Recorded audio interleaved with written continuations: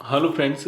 अभी हमारे बहुत सारे पशुपालक भाई हैं और साथ में ही अपने जो वेटनरियन भाई हैं उनका मैसेज आता है कि भाई अपने जो पशु हैं इनमें कौन से इंजेक्शन प्रेगनेंसी सेफ़ है, ये इंजेक्शन अपन प्रेगनेंसी में यूज़ कर सकते हैं नहीं कर सकते, या इस इंजेक्शन की क्या डोज होनी चाहिए प्रेगनेंसी में।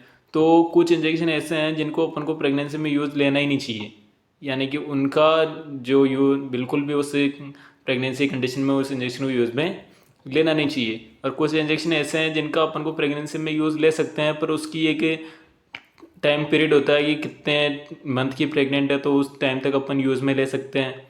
तो फर्स्ट तो अपन उन इंजेक्शन के बारे में बात करते हैं जिन इंजेक्शन को प्रेगनेंसी में बिल्कुल भी यूज़ में नहीं लेना चाहिए। तो कुछ इंजेक्शन ऐसे हैं जैसे कि अपने डेक्सामेथासोन है और बेटामेथासोन इंजेक्शन है। ये अपन नॉर्मली आप सबको पता ही होगा कि अपन इन इंजेक्शन को लो टेम्परेचर में काम में लेते हैं। और साथ में इन इंजेक्शन को कभी भी अपने प्रेगनेंसी में यूज़ में नहीं लेना चाहिए। और एक इंजेक्शन है जैसे कि प्रेडनिसोलोन इंजेक्शन है, इस इंजेक्शन को भी प्रेगनेंसी में काम में नहीं लेना चाहिए। अब ये तीनों इंजेक्शन कोर्टिकोस्टेरॉइड इंजेक्शंस हैं, तो इन इंजेक्शंस को बिल्कुल भी काम में नहीं लेना चाहिए, क्योंकि एक तो पशु का टेम्परेचर वैसे लो है और प्रेग्नेंट है, प्रेग्नेंट पशु को अपन इन इंजेक्शन लगा रहे हैं तो उसका टेम्परेचर और भी लो होगा, जिसकी वजह से पशु के अबॉर्शन के चांसेज बढ़ जाएंगे। अब थर्ड इंजेक्शन की जिसकी अपन बात कर रहे हैं वो है निमुसुलाइड इंजेक्शन है, और साथ ही में ये अपने जो ऑक्सीटेट्रासाइक्लिन इंजेक्शन है। अभी ये दोनों इंजेक्शन एंटीबायोटिक इंजेक्शन है, और आपको पता है कि इन इंजेक्शन को अपन हाई टेम्परेचर, जैसे कि पशु का टेम्परेचर ज़्यादा है तो उस कंडीशन में काम में लेते हैं। अब ये इंजेक्शन क्या करते हैं, पशु के शरीर में गर्मी इफेक्ट डालते हैं और साथ में ही जलन पैदा करते हैं, जिसकी वजह से पशु का अबॉर्शन होने के चांसेज बढ़। तो इन इंजेक्शंस का भी अपन को यूज़ में नहीं लेना चाहिए।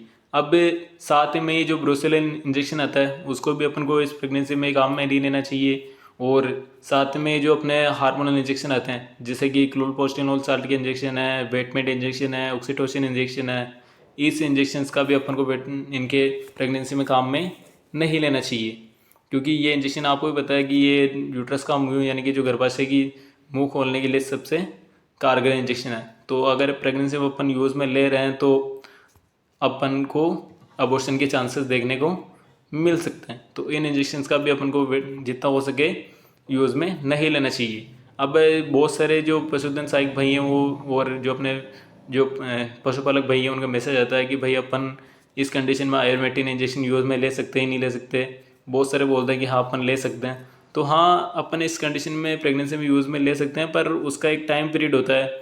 और एक पशु कितने महीने की गाभन है कितने महीने का नहीं है, इस चीज़ों को कुछ दीजिए इनको देखकर अपन काम में लेना चाहिए। और मैं तो ये बोलता हूँ कि जितना हो सके अपने जो नज़दीकी पशुधन सहायक है या जो डॉक्टर हैं पशु चिकित्सक हैं उनकी सलाह से ही अपन भले कोई सा भी इंजेक्शन यूज़ में ले रहे हैं तो हमेशा अपने जो नज़दीकी पशुधन सहायक या पशु चिकित्सक है उनकी सलाह से ही यूज़ में लें, क्योंकि प्रेगनेंसी में कोई सा इंजेक्शन क्या यूज़ में आता है या क्या इफेक्ट होता है अपन को पता नहीं होता। अपन यूज़ में ले लेते हैं, अपन को टेम्परेचर का पता नहीं होता और अपन उन इंजेक्शन को यूज़ में ले लेते हैं और अपने पशु को अबॉर्शन और जान से जाने का खतरा बढ़ जाता है।